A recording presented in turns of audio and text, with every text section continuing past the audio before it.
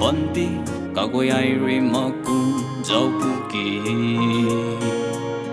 ata dom lâu mấy pu khang điêu mấy banti suna ai lung lâu mà kỳ ai ri lung lai na cả dân câu pu khâu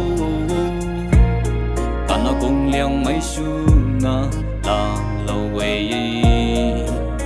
khani áo bắp cao quay qua lâu thấy lòng bóng mây tuy riêng rồi loáng bóng xanh liu bóng mây in buồn rồi liu bóng xanh cầm nó bóng mây ấp hai cầm rồi cầm bóng xanh riêng xoang mây puta ai Thuan Bamni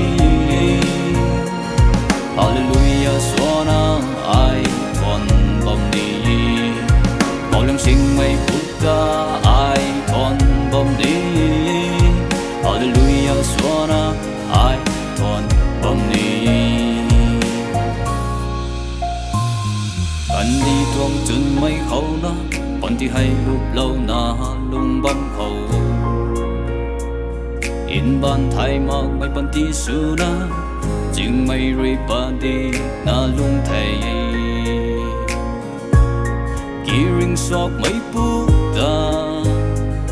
là lâu bụi nồng rơi này là răng gai mây ban đi là tàu thầy khani áp qua rít quay phùng lâu thầy lòng bóng mây tuy riêng rồi loáng bóng xanh liu bóng mây in buồn rồi liu bóng xanh cầm nó bóng mây ấp hai cầm rồi cầm bóng xanh riêng xoang mây puta ai Thuan Bamni Hallelujah suona ai Thuan Bamni bao lăng sinh mây puta ai Thuan Bamni Hallelujah suona ai Thuan Bamni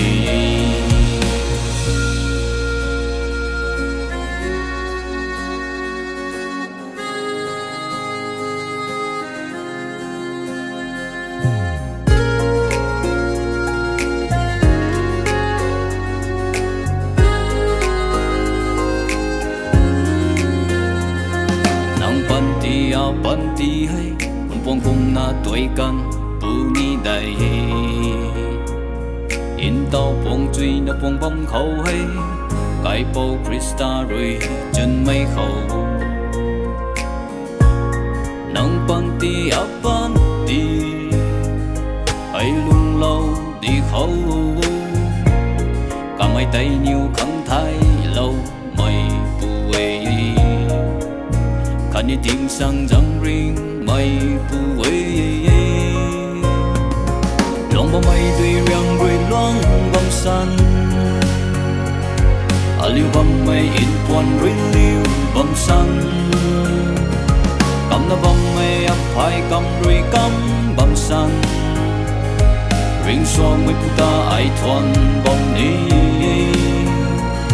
Hallelujah suona ai Thuan Bamni bao lăng sinh mây puta